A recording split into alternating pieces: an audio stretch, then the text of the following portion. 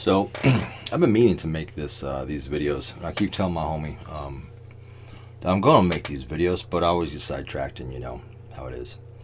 Well, some of these names have been changed to protect the privacy and the egos and the embarrassment of themselves and others, and some of them have not. Mine being one of them. But I'm going to call this the Justin Jeckt Chronicles. Now, my homeboy Justin Jeckt, homeboy from Portland. You know, we're just like brothers, you know. I mean, we fucking had very similar background, you know, for better and worse. And without going into too many details, you know, we're fucking homies. We're both Satanists, you know, both had some of the same addictions. We're homies. We're brothers. So, in like 2014, I left 14 or 15. Right around, maybe 15. I think it was 14. Either way, I think it was 14. Left Northern California. I was living up the winery with Sect of the Horn. Got up there for a while. I bounced up to Portland, and you know, stayed with my homie Justin and his wife Penguin. And well, we had a lot of interesting stories because, like, you know, we're incorrigible. Like, you know how, like, sometimes, like, you know, there's two guys, you know, you put together, and it's just gonna get fucked up, and not necessarily in a bad way. Like, we didn't really have any fucked up like bad experiences at all, actually, not that I can think of. But yeah, I'm gonna start a few stories for you guys. This was there was this one time. Shit, now that, like, as soon as I said that, like 5 stories popped in my head. I'll start with this one time. And most of these stories have to deal with drugs on a certain level. We were leaving to go into downtown Portland, pick up some drugs. I don't remember if it was heroin or meth, but we ended up getting meth. I think maybe we got some heroin too. No, I'm pretty sure it was just meth. But either way, does it really matter, right? So, and at the time we didn't drive. There were cars, but we didn't drive for whatever reason. And so, like, you know, we were on the bus and, like, the subway and shit going to downtown Portland. That's from where we lived in Beaverton. That was ways out, you know, but it was all good, you know. And I don't know how this happened. My recollection of the night and the real specific details is a little foggy. But we ended up, it's hard to say with a straight face, we ended up bringing back some meth with this, like, short, gay, black midget. Well, he wasn't really a midget, but he was like 5 foot tall. For a black dude, that's pretty short. And he was gay as a $3 bill. It was fine. He's partying with us, you know. So we're, like, doing some shit.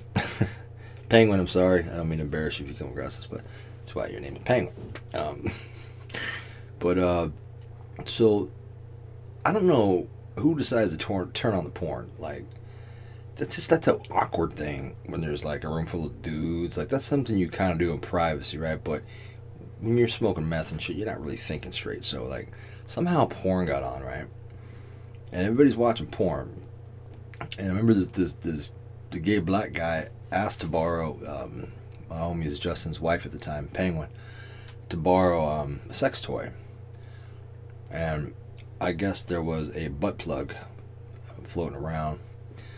So, you know, well, I don't remember what the fuck I was doing. I'm, like, fucking with, like, the pipe or, like, whatever the fuck I was doing. But I look over and, like, there's this, like, short black gay guy, like, rolling around on the floor, like, in this, like, fetal position with a butt plug watching porn. And it was straight porn, but I think it was. Yeah, does it really matter? But and I was like, I think at this time, like, the sun was coming up. I don't remember what my friend Justin was doing. So I went and laid down because, like, there's a 1-bedroom apartment and everybody's in the living room. So I, like, went and laid down in their bed just to crash, you know. But I couldn't crash, right? I mean, go figure, right? Smoke some meth. Anyway, come back and, like, all of a sudden I look over, there's a gay guy rolling around the floor with a butt plug watching straight porn. And my homeboy Justin is getting a blowjob from his wife, Penguin. I think she had to go to school or something, or he had to go to work, or there was like some sort of, like, pressing time issue where somebody had to do something. And I walk out, I'm just like, you don't want to interrupt anything, My homeboy's getting a blowjob, his wife's getting a blowjob. Don't want to, like, fuck that shit up.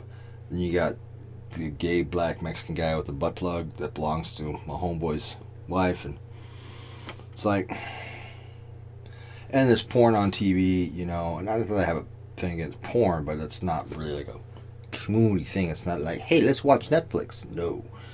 And I'm just like, where's the pipe? That's one story.